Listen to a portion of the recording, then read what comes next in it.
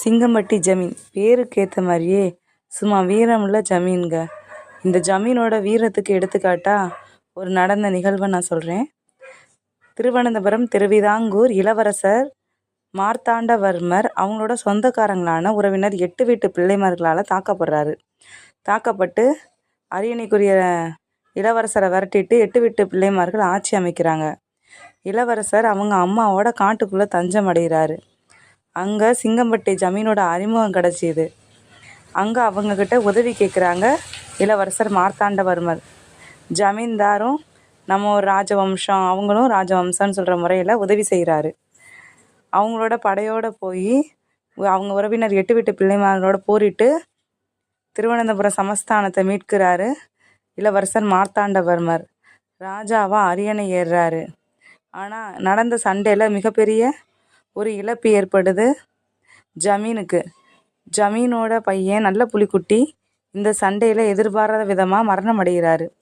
அந்த மரணத்துக்கு மரியாதை செலுத்துகிற விதமாகவும் ஜமீன் செஞ்ச உதவிக்கு நன்றி செலுத்துகிற விதமாகவும் திருவனந்தபுரம் சமஸ்தான மன்னர் தமக்கு சொந்தமான மேற்கு தொடர்ச்சி மலையிலிருந்து 74,000 ஏக்கர் நிலத்தை ஜமீன் வசம் ஒப்படைக்கிறாரு.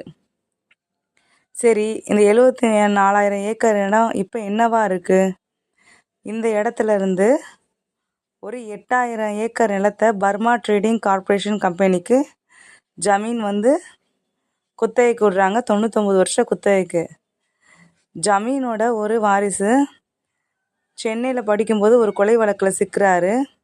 இந்த வழக்கை தொடர்ந்து நடத்துறதுக்கு பணம் தேவைப்படுறதுனால அவங்க மலைநாட்டிலேருந்து தங்களுக்கு பரிசாக கிடைச்ச நிலத்துலேருந்து ஒரு பகுதியான சுமார் 8,000 ஏக்கர் நிலத்தை பாம்பே பர்மா ட்ரேடிங் கார்ப்பரேஷன் இந்த கம்பெனிக்கு குத்தகைக்கு கொடுக்குறாங்க. அந்த இடத்த வாங்கின அவங்க தேயிலை தோட்டங்களாகவும் மாற்றுறாங்க. இந்த பணி தொடர்ந்து நடந்துவிட்டுட்டே இருக்கும்போது இந்தியா சுதந்திரம் அடையுது. இந்தியா சுதந்திரம் அடைந்ததுக்கு பிறகும் ஜமீன்தாரி முறை ஒழிப்பில் ஜமீனுக்கு சொந்தமான இடங்களெல்லாம் கவர்மெண்ட் வசமாகுது. அதுக்கப்புறம் இந்த Bombay Burma trading corporation company government அந்த ஒப்பந்தத்தை புதுப்பிக்குது. கவர்மெண்ட்டு அந்த ஒப்பந்தத்தை ஏற்றுக்கிட்டு அந்த 99 வருஷம் ஒப்பந்தத்தை தொடர்ந்து நடத்துது. சரி, இப்போது இந்த 99 வருஷம் ஒப்பந்தம் முடிய போது அந்த இடங்கள் தான் மாஞ்சோலை எஸ்டேட். இப்போது இந்த பகுதியில் தங்களோட தேயிலை தோட்ட உற்பத்தியை நிறுத்திட்டு Bombay Burma trading corporation company நிறுத்த போகுது. வணக்கம். என்னுடைய இந்த வீடியோ பிடிச்சிருந்தா லைக் பண்ணுங்கள், ஷேர் பண்ணுங்கள், கமெண்ட் பண்ணுங்கள். Thank you friends.